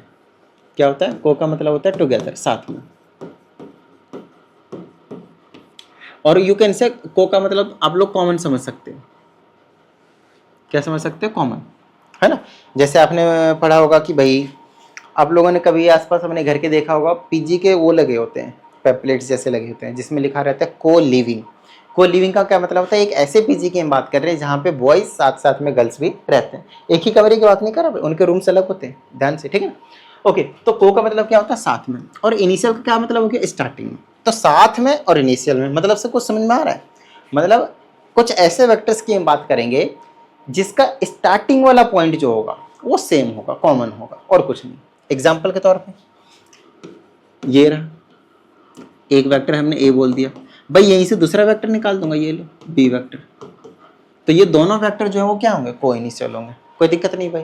भाई डायरेक्शन अलग अलग हो सकते हैं, उसमें कोई दिक्कत नहीं। एक वेक्टर ये गया, ये वाले डायरेक्शन में चला गया, कोई दिक्कत नहीं। यहाँ पे एक वेक्टर ए गया, ये वाला डायरेक्शन लिया, दूसरा वेक्टर नीचे चला गया, इस वाली डायरेक्शन में चला गया, कोई दिक्कत नहीं उससे, है ना। Direction can be different, no doubt, है ना। बस पॉइंट कॉमन होना चाहिए, स्टार्टिंग वाला, वो भी इनिशियल पॉइंट। ठीक है, यहाँ तक डन है। चलिए आगे की बात करते हैं। अगला आपके पास कोप्लेनर, कोप्लेनर वेक्टर। अब कोप्लेनर वेक्टर क्या होता है भाई? देखो इधर ध्यान से समझना। ये एक प्लेन है, बोलो हाँ या नहीं। ये मेरे जो स्मार्ट बोर्ड का स्क्रीन है वो क्या है? मेरे पास एक प्लेन है, ठीक है। स्टार्टिंग में समझाया था ये चीज। अब प्लेन है तो प्लेन में अगर कोई वेक्टर लाई करता है, कुछ ऐसा वेक्टर है, कुछ ऐसा वेक्टर है, कुछ ऐसा वेक्टर है ना, कुछ ऐसा वेक्टर है, कोई ऐसा वेक्टर है। डायरेक्शन मैटर नहीं करता, मैग्नीट्यूड मैटर नहीं करता। मैटर क्या करता है? सिर्फ और सिर्फ वो प्लेन में होने चाहिए, अलग अलग जगह नहीं होना चाहिए, एक ही प्लेन में होने चाहिए। उसको हम बोलते हैं कोप्लेनर वेक्टर्स। बोलो समझ में आई बात? कहीं पे यूज नहीं है तो ज्यादा टेंशन लेने की कोई जरूरत नहीं है, ठीक है। दो छोटे छोटे वेक्टर आपको और भी देखने को यहाँ पे मिलते हैं, जिसे हम बोलते हैं लोकलाइज्ड वेक्टर। ये भी कहीं पे उतना ज्यादा कहीं यूज नहीं होता। और एक होता है non localized vector, non localized vector. बस एक लाइन में बता देता हूँ, बस दिमाग में थोड़ा रह जाएगा। वैसे तो अगर देखा जाए तो लोकलाइज्ड का क्या मतलब होता है? लोकलाइज्ड का मतलब होता है फिक्स्ड। बोलो हाँ या नहीं। लोकलाइज्ड का क्या मतलब होता है? फिक्स्ड। तो अगर इसकी जो स्टार्टिंग पॉइंट है वो फिक्स्ड है, जैसे यहाँ से निकला है तो ए वेक्टर यही है, स्टार्टिंग पॉइंट यही है और अलग नहीं हो सकता, उसको बोलेंगे localized. But starting point fixed नहीं है, उसको बोलेंगे नॉन लोकलाइज्ड वेक्टर। और नॉन लोकलाइज्ड वेक्टर क्या होते हैं? फ्री वेक्टर होते हैं। फ्री है, इंडिपेंडेंट है, कहीं भी जाके घूमेगा। बोलोगे सर ऐसा भी होता है क्या? हाँ भाई, वेक्टर में ऐसा होता है। और कैसे होता है ये हम आपको अगली वीडियो में बताएंगे। अभी मैं आपको ज़्यादा यहाँ पे बताऊंगा भी तो मतलब अच्छे से समझ में नहीं आएगा। अब बोलोगे सर फिर भी एक बार थोड़ा सा आइडिया दे दीजिए, समझाता हूँ। मान लेते हैं ये एक वेक्टर ए है और ये एक वेक्टर बी है। मैं क्या करना चाहता हूँ, ये जो ए वाला जो वेक्टर है इसकी पॉइंट पहले देखा, ये दोनों वेक्टर को इनिशियल है। इतनी बात समझ में आ गई। ये एक फ्री वेक्टर मान लेते हैं, इसको क्या मानता हूँ मैं? Free vector. इसकी फिक्स पॉइंट नहीं है, आ रहा है कहीं से आया था यहाँ पे आ गया। तो ये क्या करेगा? यहाँ से उठ के यहाँ आ जाएगा, आई शाबाश, यहाँ पे आ गया। लेकिन उतना ही एंगल पे आएगा जितने एंगल पे ये पहले था। एक्स एक्सिस के साथ जितने एंगल पे था उतना ही एंगल पे आएगा, दूसरा एंगल चेंज नहीं कर सकता है। तो ये फ्री वेक्टर है, यहाँ से यहाँ जा सकता है, यहाँ से कहीं और जा सकता है, कहीं और जा सकता है, but angle will be same with respect to the axis. और दूसरे वेक्टर के साथ जितना बना रहा था वो वाले एंगल की बात कर रहे हैं, तो इसको हम फ्री वेक्टर कहते हैं। और this concept is also known as shifting of vectors, जो हम triangle law of vector addition और parallelogram law of vector addition में करेंगे। जी हाँ, करेंगे शिफ्टिंग ऑफ वेक्टर्स। तो ध्यान रखिएगा, ये थोड़ा सा इंपॉर्टेंट टॉपिक हो जाता है। ये वाली ज़्यादा यूज नहीं होता है, बट ये जो शिफ्टिंग ऑफ वेक्टर्स मैं आपको समझा रहा हूँ ना, ये वाली जो चीज़ कॉन्सेप्ट है वो आपके पास बहुत ही ज़्यादा, मैं बोलता हूँ बहुत ही ज़्यादा जो है वो यूज होता है, ठीक है। अगर देखा जाए तो अभी तक मैंने आप लोगों को ज़्यादा कुछ भी नहीं पढ़ाया, सिर्फ और सिर्फ बेसिक बेसिक चीज़ें बताया। आइए कुछ मेन चीज़ों के बारे में बात करते हैं। बोले सर ये क्या कर रहे हो, 50 मिनट के आसपास ले गए आप और अभी तक कुछ बताया ही नहीं। आओ, अगर आपके पास एक वेक्टर है, हम आपको सिखाने जा रहे हैं एडिशन, सब्ट्रैक्शन, मल्टीप्लिकेशन और कुछ नहीं। अब बोलोगे सर एडिशन, सब्ट्रैक्शन, मल्टीप्लिकेशन ये तो हमको आता है। नहीं आता है बाबू, आप समझाते हैं तुमको। पहले देखो इधर, अगर हमने लिया है, सबसे पहले हम सिखा देते हैं मल्टीप्लिकेशन, ध्यान समझिएगा, multiplication of a vector by scalar number. Scalar क्या होता है? एनी कांस्टेंट नंबर समझ लेना। जब भी कहीं पे भी स्केलर आए तो समझ लेना कि हम किसी कांस्टेंट नंबर की बात कर रहे हैं और कुछ नहीं। ठीक है, तो अगर आपके पास एक वेक्टर है, जैसे कि वेक्टर ए है और वो मैंने 2i लिया प्लस का, बार बार 5 ले लेता हूँ मैं, है ना, कुछ और लेते हैं, चलो 10 लेते हैं, 10 का j ले लेते हैं और माइनस का 2, वापस 2 ले लिया, चलो k ले लेते हैं। ये ले लिया हमने एक वेक्टर। अगर हमें इसको मल्टीप्लाई करना है, देखो मल्टीप्लिकेशन क्या, किसी भी एक वेक्टर को किससे, एक स्केलर नंबर से, मतलब एक कांस्टेंट नंबर से, तो क्या होगा, इसको मैं 3 से मल्टीप्लाई करना चाहता हूँ तो ये हो जाएगा 3 टाइम्स a, और इधर क्या हो जाएगा, सबसे मल्टीप्लाई हो जाएगा और कुछ नहीं। तो ये मल्टीप्लाई करने का तरीका सिखा रहा हूँ, 6i ट्रिंग ट्रिंग और 10j, गलत जवाब, 3 से मल्टीप्लाई कर रहे हैं तो 30 होगा भाई, और माइनस का 6k, बोलो कोई दिक्कत। तो इस तरह से आप क्या करते हो, मल्टीप्लाई करते हो किसी एक पर्टिकुलर वेक्टर को किसी एक पर्टिकुलर स्केलर नंबर से। क्लियर है, डन है। चलो अब हम सीखेंगे addition and subtraction of 2 vectors. Addition and subtraction of 2 vectors.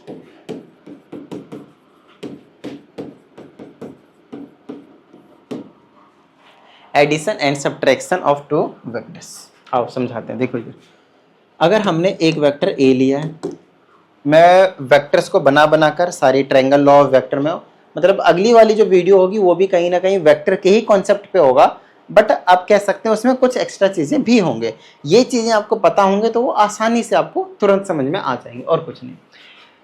तो एक वेक्टर मैंने ले लिया, एडिशन और सब्ट्रैक्शन दोनों चीज़ सिखाऊंगा। जो मैंने ले लिया 2i माइनस का j माइनस का 5k।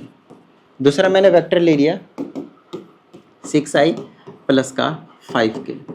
इस क्वेश्चन को ध्यान से समझिएगा, प्यार से समझिएगा, ठीक है। अगर आपके पास i लिखा मैंने और k लिखा है, j वाला नहीं है, तो आप इसको ऐसे लिख सकते हैं, प्लस का 0j और प्लस का फिर जो आपके पास 5k था वो, नो डाउट। क्यों? क्योंकि मैंने ये चीज़ दिया ही नहीं था। या फिर वैसे ही आप अज्यूम करके रख सकते हैं दिमाग में कि भाई नहीं है तो वो 0 ही होगा कोफिशिएंट, कि तभी तो गायब हुआ है। आई बात समझ में? तो अब यहाँ पे आपको 2 चीज़ें करनी है।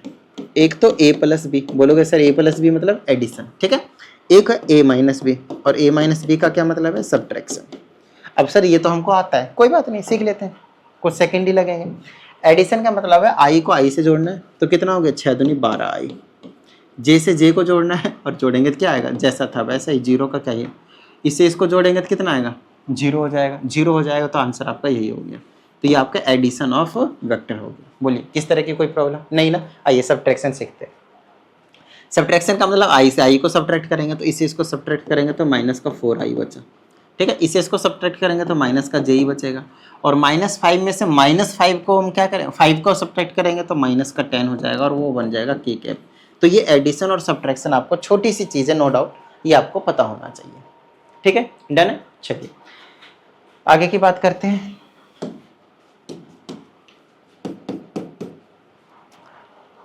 अब हमारे पास एडिशन हो गया, सब्ट्रैक्शन हो गया, मल्टीप्लिकेशन।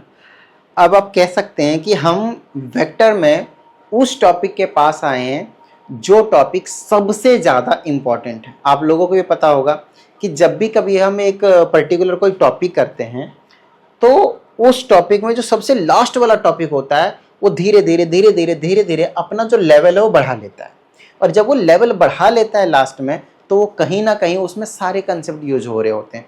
और अगर किसी क्वेश्चन में एक चैप्टर के सारे कॉन्सेप्ट यूज हो रहे हैं या फिर एक पर्टिकुलर टॉपिक के एक फाइनल वाला क्वेश्चन आया है जिसमें उस टॉपिक का पूरा निचोड़ का कॉन्सेप्ट उसमें यूज हो रहा है, तो समझ जाइए वो टॉपिक इंपॉर्टेंट है, ठीक है। आइए तो हम सिखाते हैं अब आपको मल्टीप्लिकेशन ऑफ वेक्टर्स, ये सीखेंगे। देखो ये जो मल्टीप्लिकेशन ऑफ वेक्टर्स का है वो 2 तरीके से होता है। एक होता है डॉट प्रोडक्ट। क्या होता है, डॉट प्रोडक्ट, और ये जो डॉट प्रोडक्ट होता है, प्रोडक्ट का मतलब क्या होता है? मल्टीप्लाई। इसे हम स्केलर प्रोडक्ट के नाम से भी जानते हैं। किस नाम से हम जानते हैं? स्केलर प्रोडक्ट के नाम से भी हम जानते हैं। आइए यहाँ पे हम सीखेंगे दूसरा वाला, जिसे हम बोलते हैं वेक्टर प्रोडक्ट। क्रॉस पहले लिख लेता हूँ, चलो, क्रॉस प्रोडक्ट। और इस क्रॉस प्रोडक्ट को हम वेक्टर प्रोडक्ट के नाम से भी जानते हैं। ये चीज़ क्लियर हो जाएगी क्यों कहते हैं अभी वेक्टर प्रोडक्ट, है ना, कि इसको स्केलर प्रोडक्ट क्यों कहते हैं और इसको वेक्टर प्रोडक्ट क्यों कहते हैं, वो भी समझ में आएगा। और यहाँ पे डॉट प्रोडक्ट और क्रॉस प्रोडक्ट का क्या मतलब है वो भी अभी आपको यहाँ पे समझ में आ जाएगा। तो चलिए स्टार्ट करते हैं। सबसे पहले हम सीखेंगे इसके बारे में, ये चीज़ हम डिस्कस करने वाले, ठीक है। आइए, ये जो डॉट प्रोडक्ट है, ध्यान से समझना, डॉट प्रोडक्ट, डॉट प्रोडक्ट। देखो डॉट प्रोडक्ट का मतलब है अगर एक वेक्टर ए है और एक वेक्टर बी और मुझे मल्टीप्लाई करना तो बीच में डॉट लगाना है। हम बोलेंगे सर मल्टीप्लाई में तो डॉट लगता ही है, हम पॉइंट नहीं समझेंगे, डेसिमल नहीं समझ रहे, इसको मल्टीप्लाई समझ रहे, कोई दिक्कत नहीं है। लेकिन क्रॉस प्रोडक्ट का क्या मतलब है? तो क्रॉस प्रोडक्ट का मतलब है ए क्रॉस बी, मतलब आपके पास ए है और बी दो वेक्टर है तो इसके बीच में क्रॉस लगेगा। बोले सर ये क्या मतलब हुआ? इसमें डॉट लगेगा, इसमें क्रॉस लगेगा और दोनों मल्टीप्लाई है, तो इसको क्या हम अलग तरीके से मल्टीप्लाई करेंगे और इसको क्या हम अलग तरीके से मल्टीप्लाई करेंगे? तो मेरा जवाब है हाँ, अलग तरीके से ही मल्टीप्लाई होता है। आई बात समझ में? अब बात आती है कैसे करेंगे, क्या होगा। तो आइए सबसे पहले हम आपको समझा देते हैं। डॉट प्रोडक्ट की बात कर रहे हैं अभी, हमें आपको मतलब अपने दिमाग को ऐसे ट्रेन कीजिए कि अभी सिर्फ हमें डॉट प्रोडक्ट के बारे में पढ़ना है। According to dot product rule, अगर आपने आई कैप और आई कैप का डॉट प्रोडक्ट किया तो ये नो डाउट आई डॉट का, आई मतलब कैप का स्क्वायर हो जाएगा और आई स्क्वायर की जो वैल्यू होती है वो 1 होती है। दूसरी चीज़, सिमिलरली अगर आपने जे और जे कैप का स्क्वायर किया तो वो जे कैप का स्क्वायर हो जाएगा। अरे यार क्या कर रहा हूँ, सॉरी, मल्टीप्लाई कर रहे हैं, डॉट प्रोडक्ट कर रहे हैं तो जे कैप का स्क्वायर हो जाएगा और वो उसकी वैल्यू भी आपके पास 1 होती है। सिमिलरली के कैप का डॉट प्रोडक्ट किया के कैप के साथ तो वो के कैप का स्क्वायर दे देगा और उसकी वैल्यू भी आपके पास 1 होती है। आई बात समझ में? उसकी वैल्यू भी आपके पास 1 होती है। तो ये हुआ एक इंपॉर्टेंट पॉइंट जो आपको डॉट प्रोडक्ट के लिए समझना है, इसके बिना जो काम है वो नहीं बनेगा, ठीक है। एक मिनट, थोड़ा सा पानी पी लेता हूं। इसमें एक और पॉइंट है आपके पास, समझाता हूं।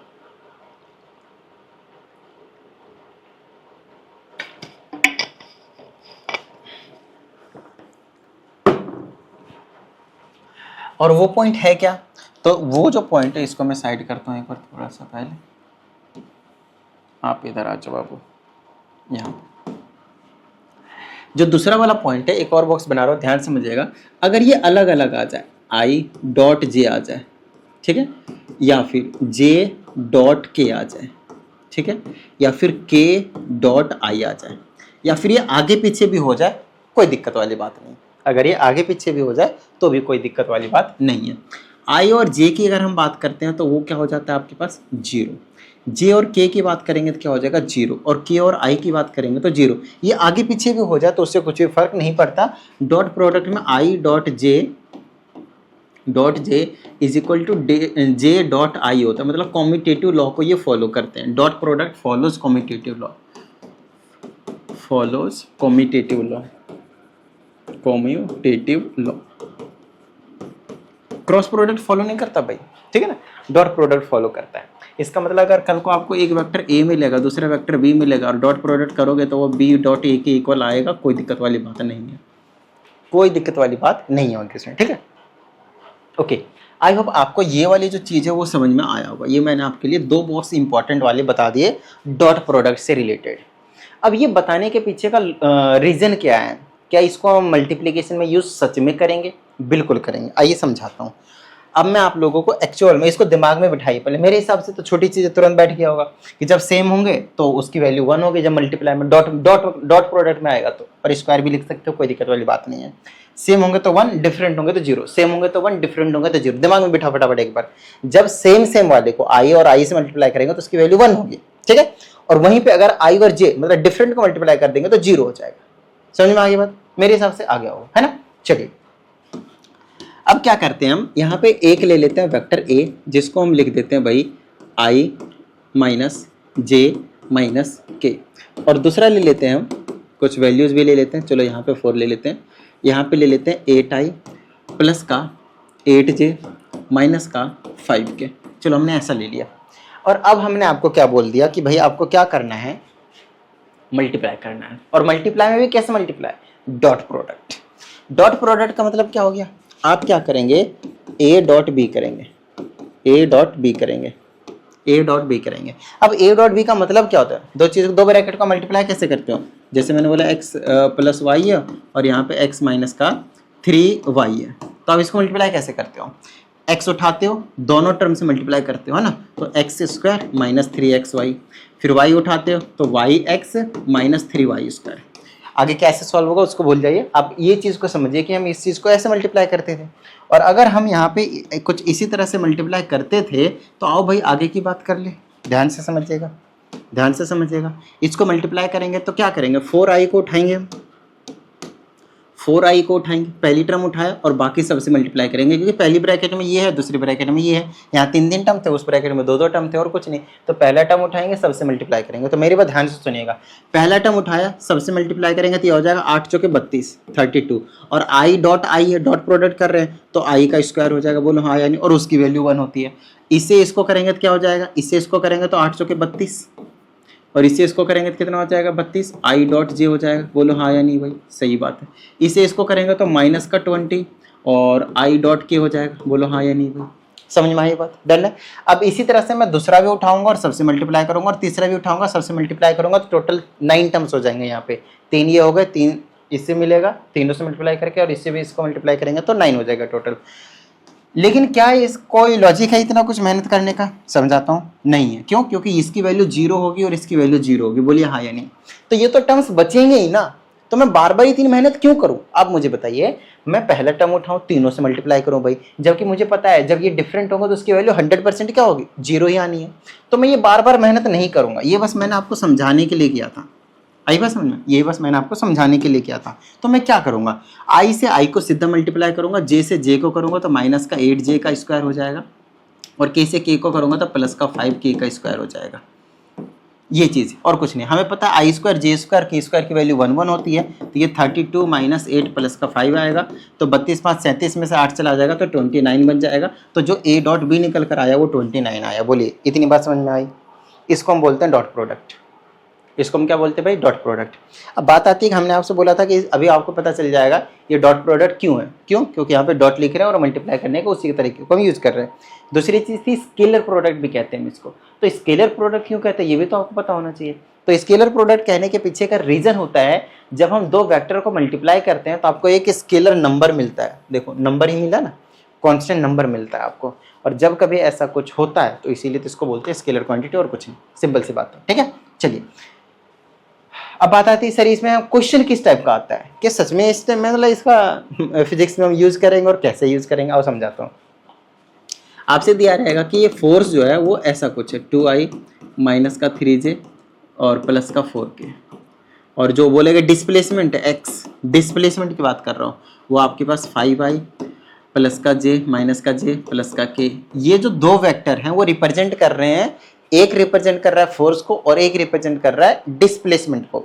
और क्वेश्चन जो दिया रहेगा, क्वेश्चन जो दिया रहेगा वो रहेगा आपके पास find work done, find work done, ये क्वेश्चन है। अब बोलोगे सर ये क्वेश्चन है कैसे हो गया, मतलब कोई लॉजिक है इस बात का, वेक्टर से सीधा वर्क डन पे ले गए। देखो लॉजिक है तभी तो पूछा है, ऐसे थोड़ी पूछा है। आपको पता है कि वर्क डन का फॉर्मूला होता है फोर्स इंटू डिस्प्लेसमेंट। आपको पता है जो इंटू इंटू आप करते रहते हो ना, वो डॉट प्रोडक्ट होता है और कुछ नहीं, फोर्स इंटू में डिस्प्लेसमेंट, बीच में डॉट प्रोडक्ट होता है। तो ओवरऑल आपको कुछ नहीं है, ये पहला वेक्टर है और ये क्या आपके पास दूसरा वेक्टर है, ये पहला वेक्टर है और ये क्या आपके पास दूसरा वेक्टर है। तो आपको कुछ नहीं करना, बस मल्टीप्लाई करना है। तो वर्क डन, दो वेक्टर क्वांटिटी जब मल्टीप्लाई होते हैं तो स्केलर दे दे, तो वर्क डन आपका स्केलर है, मतलब नंबर न्यूमेरिक वैल्यू निकल कर आएगी, इसलिए तो वर्क डन को हम स्केलर क्वांटिटी के नाम से जानते हैं। इसे इस मल्टीप्लाई करेंगे तो 10i का स्क्वायर आएगा, इसे इसको मल्टीप्लाई करेंगे तो प्लस का 3j का स्क्वायर आएगा, और इसे इसको मल्टीप्लाई करेंगे तो प्लस का 4k का स्क्वायर आएगा।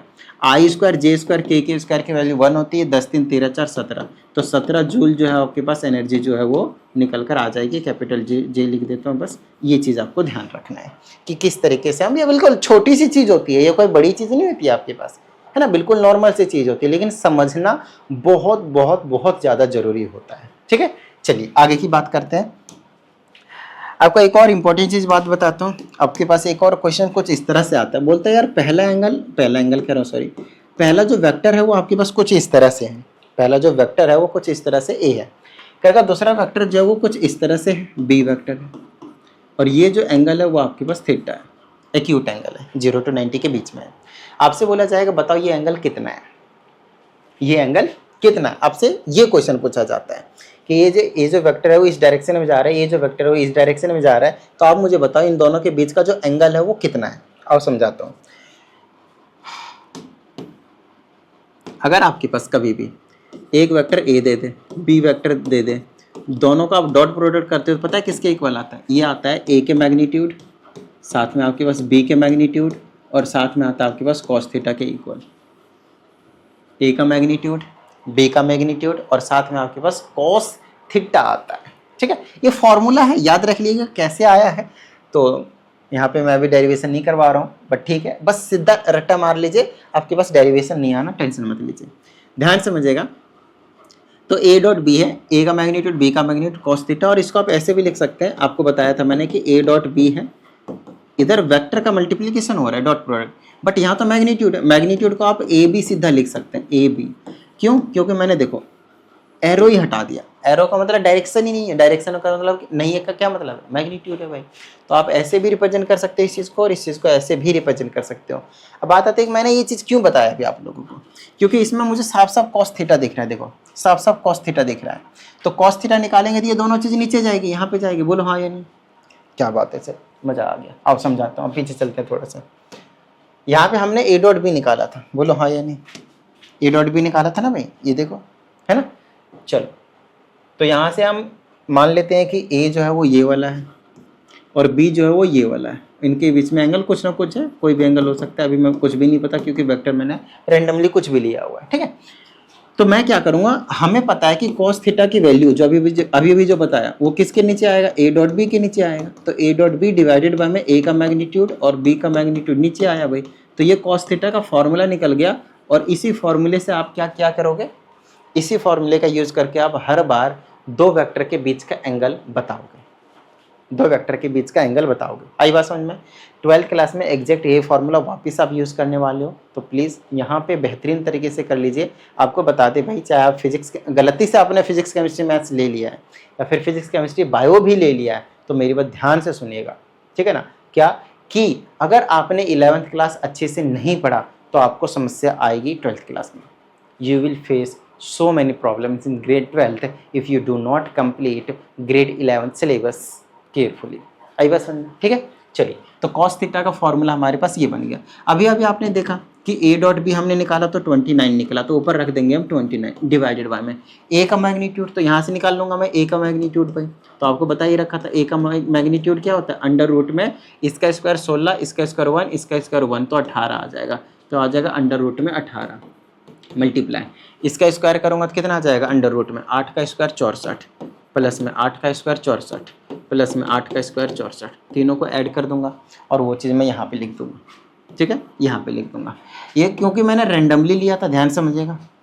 64 दूनी 128, 4 4 4 8 4 12 के 2 बच गए, 1 6 18 और 1 19 192। नो डाउट ये और टूट सकते हैं, नो डाउट टूटेंगे, लेकिन मैं अभी मानकर चल रहा हूँ कि ये जो चीज़ें आई है, ये जो चीज़ें आई हैं वो आपके पास मान लेते हैं कि ये भाई मेरे पास 1/2 आया, एक एग्जाम्पल के तौर पे। वैसे तो ये नहीं आएगा नो डाउट, क्योंकि मैंने रैंडमली लिया तो कुछ भी आया था। मान लेता हूँ 1/2 आया, तो आपको पता है कि 1/2 कितने पे होती है, थीटा 60 पे होती है, तो थीटा आपके पास 60 डिग्री निकल कर आ गया। कॉस थीटा की वैल्यू 1/2 कितने पे होती है, 60 पे, 5/3। आई ना बात समझ में। तो ये आपके पास थीटा हो गया 60 डिग्री। बट हो सकता है, जरूरी नहीं कि हर बार आपके पास ऐसे निकल कर आए भाई, कोई जरूरी नहीं है, कोई हार्ड एंड फास्ट रूल नहीं है आपके, आएगा ही आएगा आपके पास एकदम एग्जैक्ट वैल्यू। आपके पास ऐसा आ सकता है, cos theta is equal to 4/5, ऐसा आ सकता है। इसमें कोई डाउट वाली बात नहीं है, 4/5 आपको देखने को मिल सकता है। तो यहाँ से थीटा जब आप निकालोगे तो ये जो कॉस है ना उधर चला जाता है, तो आप इसको ऐसे लिखते हो कॉस इनवर्स 4/5। या तो आप इसको डिवाइड करो 0.8 आ जाएगा, और 0.8 को आप ट्रिग्नोमेट्रिक टेबल 10th क्लास में जो था उससे आप निकाल सकते हो एग्जैक्ट वैल्यू, नहीं तो आप ऐसे करके छोड़ सकते हो कि भैया हमने यहाँ तक निकाल दिया, आगे आप निकाल लो। आई बात समझ में? बोलो, थोड़ी थोड़ी सी बात समझ में मेरे हिसाब से आ गई होगी, है ना, वेक्टर से रिलेटेड चीजें। आओ आगे की बात करते हैं। ये तो जो था अभी तक मैंने आप लोगों को समझा वो डॉट प्रोडक्ट था। अब एक चीज और रह गया भाई, क्रॉस प्रोडक्ट। तो क्रॉस प्रोडक्ट भी समझा नहीं पड़ेगा, और ये अपना इस वेक्टर का लास्ट टॉपिक है, उसके बाद हमारा खत्म हो जाएगा ये वाला जो टॉपिक है, ठीक है। चलो तो हम बात करते हैं भाई क्रॉस प्रोडक्ट की। किसकी बात करेंगे हम? क्रॉस प्रोडक्ट की। तो सबसे पहले जिस तरह से मैंने 2 बॉक्स में आप लोगों को डॉट प्रोडक्ट का फॉर्मूला बताया, बेसिक बताया, वैसे ही यहाँ पे ध्यान से समझिएगा। इसमें यहाँ पे अगर आपके पास i डॉट आई हो जाए और j डॉट जे हो जाए और k डॉट के हो जाए, तो पता है क्या होगा? 0 आएगा, मतलब उसका उल्टा हो गया, मतलब उसका उल्टा हो गया। वहाँ 1 होता 0, यहाँ 0, ठीक है। अब बात होती है यहाँ पे क्या सर ऐसा होगा, i डॉट जे डॉट के और k डॉट आई, तो इनकी वैल्यू 1 1 होगी? नहीं, गलत जवाब। i और डॉट जे, अरे यार मैं डॉट क्यों लिख रहा हूँ, सॉरी माय मिस्टेक। क्यों कि हम पढ़ रहे हैं क्रॉस प्रोडक्ट, तो यहाँ पे हम डॉट नहीं लिखेंगे, क्या लिखेंगे? क्रॉस। यहाँ पे हम डॉट नहीं लिखेंगे, क्या लिखेंगे हम? क्रॉस। क्रॉस प्रोडक्ट पढ़ रहे हैं, क्लियर है यहाँ तक? तो यहाँ पे अगर हम क्रॉस प्रोडक्ट पढ़ रहे हैं तो क्रॉस ही लिखना पड़ेगा आपको। तो क्या सर i क्रॉस जे जो है, i क्रॉस जे जो है वो 1 के इक्वल होगा? नहीं, वहाँ का उल्टा सिर्फ यही वाला है, सेम वाला, ये नहीं है अलग वाला। i डॉट जे जो है वो k के इक्वल होता है। जे, अच्छा ये क्यों होता है वही बताऊंगा। j डॉट के जो है वो i के इक्वल होता है, और k डॉट आई जो है आपके पास वो जो बच जाता है तीसरा वाला, 2 यहाँ है, तीसरा लिख खत्म। और आपको मैंने बताया i डॉट जे वहाँ पे j डॉट आई के इक्वल होता है, लेकिन यहाँ इक्वल नहीं होता है। यहाँ पे किसके इक्वल होता है? अगर ये आगे पीछे कर दो, ध्यान समझिएगा, मैंने अगर ऐसा कर दिया होता j क्रॉस आई, तो ये माइनस के इक्वल होता है, नेगेटिव के इक्वल। क्यों? क्योंकि आपको यहाँ पे बता दें ये a क्रॉस b जो है वो b क्रॉस a के इक्वल नहीं होता है, ये कॉम्यूटेटिव लॉ को फॉलो नहीं करता है। लिख लीजिएगा नोट डाल के कि जो आपके पास स्केलर वेक्टर है, जो आपके पास डॉट प्रोडक्ट है ना, scalar product, dot product, that follows commutative law, ठीक है, but cross product does not follow commutative law, ठीक है। तो आई जे क्रॉस आई जो, लेकिन हाँ नेगेटिव साइन लगाते इक्वल हो जाते हैं, तो बस नेगेटिव फर्क पड़ेगा भाई। यहाँ पे के क्रॉस आपके पास जे आ जाए तो आपके पास माइनस का आई हो जाएगा, यहाँ से आपके पास आई क्रॉस के हो जाए तो भी आपके पास क्या हो जाएगा? माइनस का जे हो जाएगा। बोलो कोई दिक्कत यहाँ तक? अब मेरे हिसाब से आप लोगों को क्लियर हो। वहाँ पे 2 बॉक्स था, अब यहाँ पे देखो 3 बॉक्स हो गए। क्यों? क्योंकि ये कॉम्यूटेटिव को लॉ को फॉलो नहीं करता, इसीलिए आपको ये भी समझना जरूरी है। ये छोटी छोटी चीज़ें जो मैं आप लोगों को मतलब करवा रहा हूँ, ये वैसे फालतू में टाइम वेस्ट करने के लिए नहीं करवा रहा हूँ, इस चीज़ का ध्यान रखना।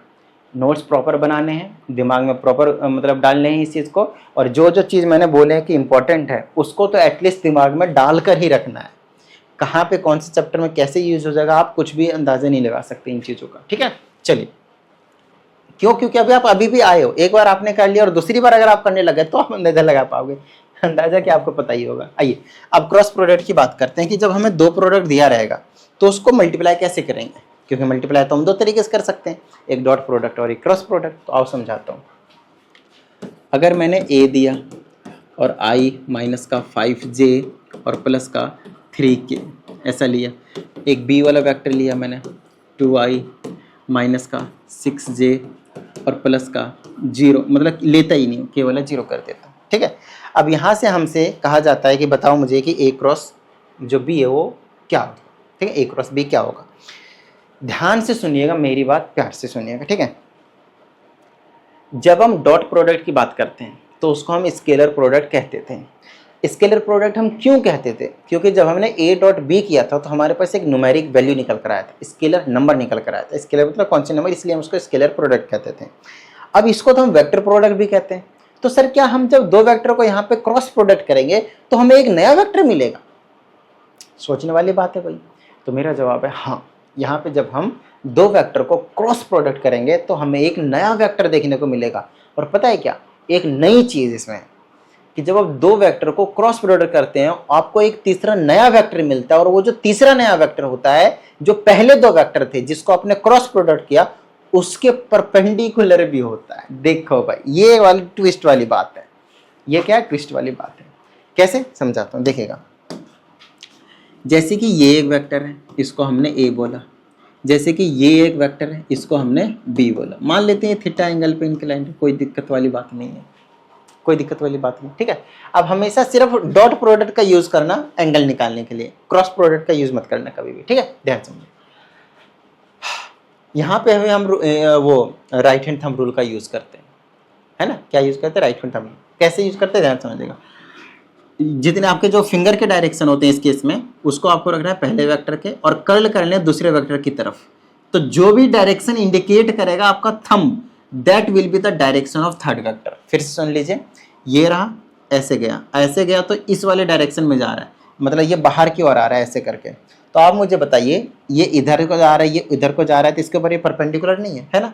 इसके ऊपर भी परपेंडिकुलर है। तो जो नया वेक्टर मिलता है वो बाकी दोनों वेक्टर के ऊपर हमेशा परपेंडिकुलर होता है when you do cross product. Got it, ठीक है। अच्छा, अगर अंदर से होता तो ये बिल्कुल अंदर की ओर जा रहा होता, तब भी ये क्या होता, परपेंडिकुलर होता। क्लियर है यहाँ तक। अब बात आती है सर हम क्रॉस प्रोडक्ट कैसे करेंगे। ये तो चीज़ हमारे समझ में आ गई, क्रॉस प्रोडक्ट हम कैसे करेंगे। 12th क्लास में आपके पास एक चैप्टर आएगा जिसका नाम है डिटर्मिनेंट, चैप्टर नंबर 4 है, मैट्रिसेस एंड मैट्रिसेस। तो आप लोगों ने ICSE के जितने भी बच्चे थे 10th क्लास में उनको करवाया हुआ है, बट डिटर्मिनेंट के नाम से टॉपिक आएगा, वो हम आपको बाद में करवाएंगे 12th क्लास में जब आएगा। बट अभी आपको एक छोटा सा आइडिया दे देता हूँ क्या करना होता है जब भी हम क्रॉस प्रोडक्ट। अभी सिर्फ मैं क्रॉस प्रोडक्ट दूंगा, डिटर्मिनेंट के बारे में ज़्यादा डिटेल नहीं बताऊंगा, और कैसे सॉल्व करते हैं वो तो बताऊंगा, तो डिटर्मिनेंट तो सीख ही जाओगे। सबसे पहला काम होता है इस तरह से दो डंडे लगाने होते हैं, फिर यहाँ पे I लिखना होता है, फिर यहाँ पे J लिखना होता है, और फिर यहाँ पे K लिखना होता है। कोई दिक्कत यहाँ तक। उसके बाद इस वाले रो में पहले वाले जो वेक्टर होते हैं उनके कोफिशिएंट लिखने होते हैं विद साइन। तो यहाँ पे कुछ नहीं है तो 1, तो ये हो गया 1। यहाँ क्या है, -5। यहाँ क्या है आपके पास 3, फिर यहाँ पे क्या है 2 है, फिर यहाँ पे क्या है -6 है, फिर K के लिए कितनी है 0। कोई दिक्कत नहीं, था ही नहीं ना यहाँ पे, तो 0 के आप लिख सकते हो। यहाँ पे जो नहीं होगा उसमें आप 0 लगा लीजिएगा चुपचाप। तो आपको ये चीज़ पता चल गई। बस अब हम इसको सॉल्व करेंगे, डिटर्मिनेंट को सॉल्व करेंगे, और यहाँ से हमें एक नया जो वेक्टर है वो देखने को मिलेगा। अब इसको सॉल्व करने का तरीका होता है भाई। अब क्या तरीका है, कैसे सॉल्व करते हैं, वो उस चीज़ को अच्छे से ध्यान से समझ लेना। A क्रॉस B है ना, A क्रॉस B है, तो यहाँ पे मैं लिख लेता हूँ A cross B is equal to, ध्यान समझिएगा, ये जो I है उसको ऐसे ही लिख दीजिएगा यहाँ पे, ऐसे। ये जो I है उसको आप एज इट इज छोड़ दीजिएगा, ब्रैकेट शुरू कीजिएगा, ठीक है। और ये जिस भी रो और कॉलम में आ रहा है उसको गायब कर दीजिएगा। अब रो कॉलम क्या होता है सर, तो ध्यान समझिएगा, इस तरह से डिटर्मिनेंट रहेगा, यहाँ यहाँ यहाँ यहाँ यहाँ यहाँ, ऐसे टोटल 9 एलिमेंट्स हैं।